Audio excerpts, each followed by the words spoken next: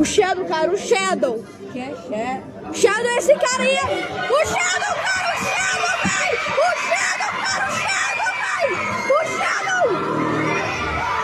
Eu assisti Sonic 3, o filme, e calei minha boca. Eu tava esperando um filme bom e entregaram um Gold. Eu tô achando incrível o que tá acontecendo nos filmes do Sonic, porque eles só melhoram a cada lançamento. O primeiro trailer do Sonic 1, lá de 2019, foi tão massacrado de críticas que a Paramount teve que refazer o design inteiro do Sonic e também adiar o lançamento do filme para fevereiro de 2020. E isso provou que uma obra pode sim dar certo se os produtores ouvirem as críticas, porque o Sonic 1 foi muito bom, o Sonic 2 foi melhor ainda, e agora em Sonic 3 eu sinto que eles chegaram ainda mais perto de uma adaptação perfeita. Agora vamos começar logo porque eu tenho bastante coisa para falar sobre esse filme.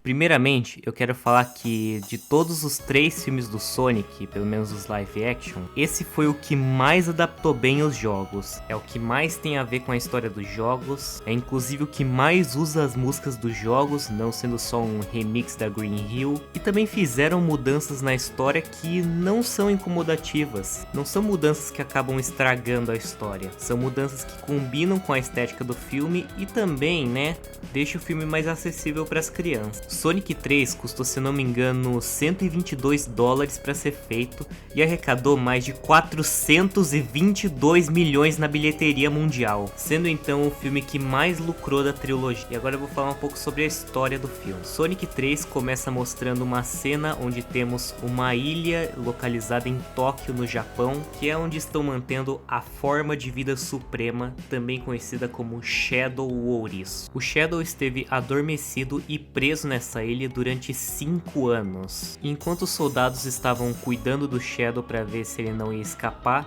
alguém acaba invadindo o sistema e faz com que o Shadow acorde. Depois que ele acorda, ele simplesmente faz a limpa na base, acabando com todo mundo no caminho dele. E assim, ele foge da ilha onde ele estava sendo preso e vai em direção à cidade de Tóquio, patinando sobre as águas. Esse é o começo de Sonic 3. O começo do Sonic 2, do Knuckles encontrando o Eggman, também foi muito legal, mas comparado a isso, nenhum filme consegue ter um início tão da hora quanto esse.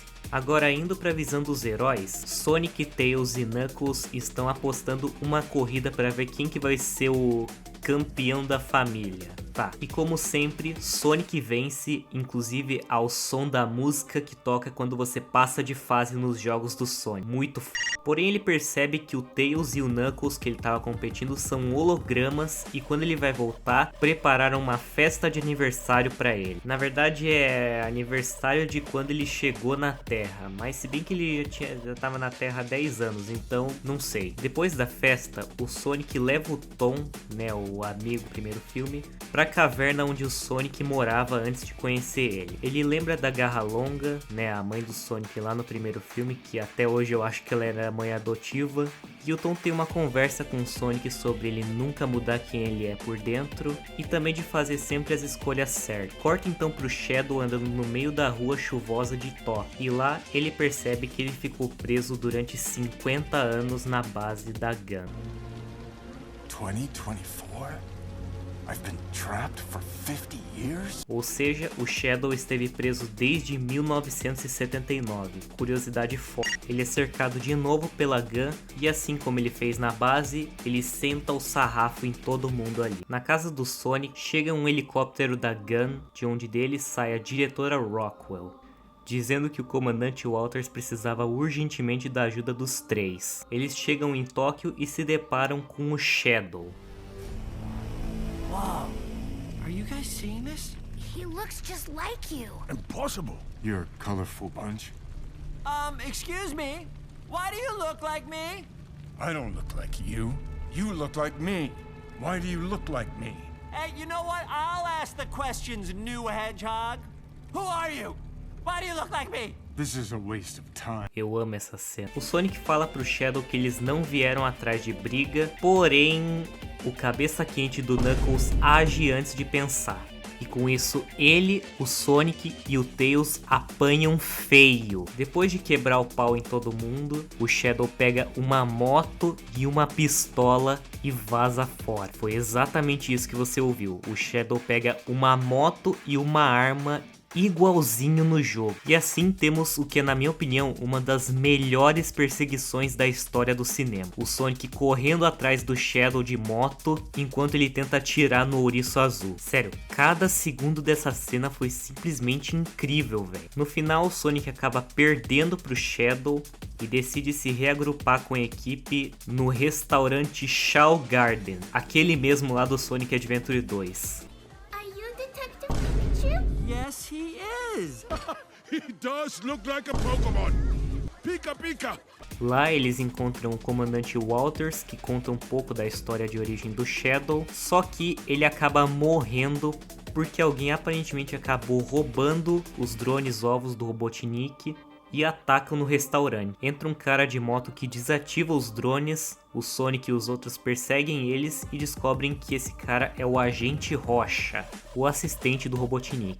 Ele convida os três a entrarem dentro da nave caranguejo lá, sei lá que merda é aquela, e descobrem que o Eggman não só está vivo, como também tá gordão.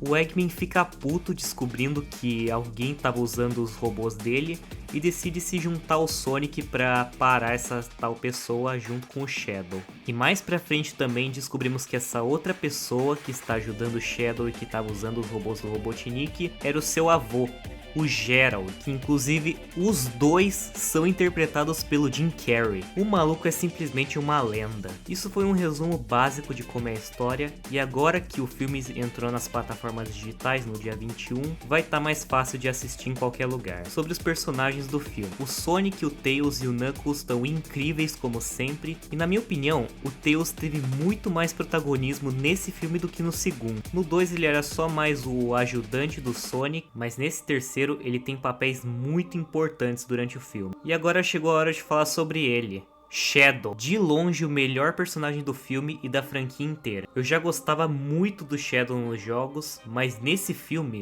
que pariu, véi. Toda cena que ele aparece, ele rouba. Sem exceção. Ele tem uma história tão pesada e triste que eu acho que se eles adaptassem exatamente a história que tem nos jogos, o filme com certeza passaria da classificação de mais 14, velho. Eu digo isso porque sim, o filme alterou um pouco a história do Shadow. Enquanto nos jogos ele foi criado pelo Gerald, no filme ele veio de um meteoro. Não sabemos se esse meteoro veio do Black Doom, né, que é o alienígena que originou o DNA do Shadow. E também alteraram a cena da morte da Maria. Enquanto nos jogos ela toma um tiro de um soldado, no filme ela morre por uma explosão causada por um tiro acidental de um soldado. Não foi tão pesado quanto os dos jogos, mas foi triste sim de se ver. Mas é isso, Shadow, melhor personagem que existe.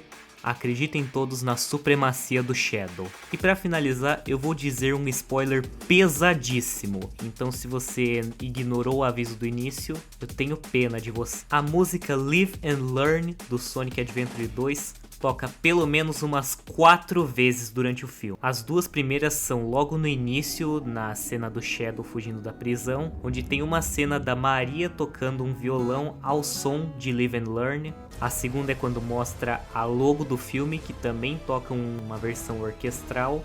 A terceira literalmente toca a música, um remix orquestral e com letras, onde mostra a união do Super Sonic e do Super Shadow, inclusive melhor cena do filme inteiro. A quarta vez é quando o Super Sonic e o Super Shadow estão destruindo todos os robôs do Gerald no espaço.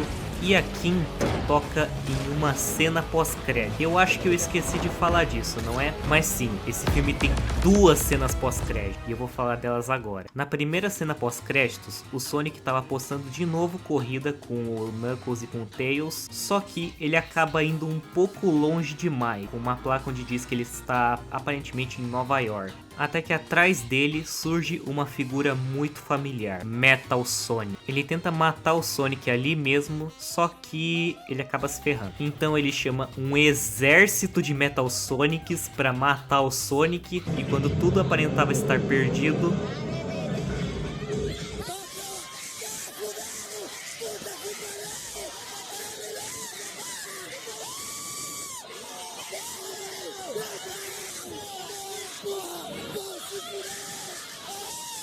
simplesmente Amy Rose, ou como as crianças do cinema chamam, a namorada do Sonic. Cara, essa cena, o que eu posso falar dessa cena? Essa cena é incrível, velho. Essa cena pós-créditos é incrível. Não revelou só um personagem, mas revelou dois, velho, que são a Amy e o Metal Sonic do Sonic CD.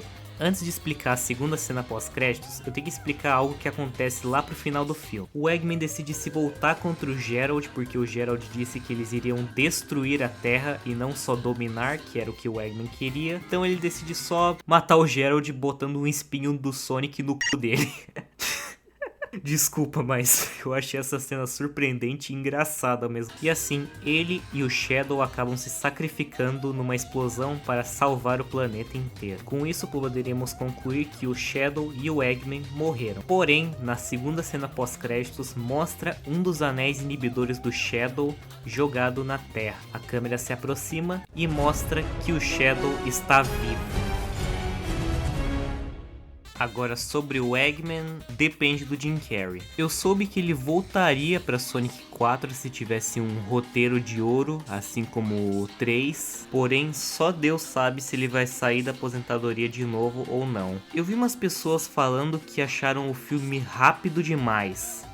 No sentido de rushado, e que nas palavras deles, o filme teria sido melhor se ele tivesse mais de 2 horas de duração. Sinceramente, na minha opinião, eu acho uma benção esse filme ter 1 hora e 50, porque se o filme tivesse 2 horas ou até mais, tipo 2 horas e meia, eles iam ficar dando foco desnecessário para os humanos, que pouca gente se importa tanto, e ia acabar cometendo o mesmo erro do Sonic 2. Mas não, os humanos só aparecem no momento em que eles devem aparecer e eu amei isso. Eles equilibraram bem dessa vez. Bom, eu acho que era isso que eu tinha pra falar sobre o filme. Honestamente, eu amei ele do início ao fim. Minha nota é 10 e provavelmente virou um dos meus novos filmes favoritos da minha vida. Então é isso e tchau.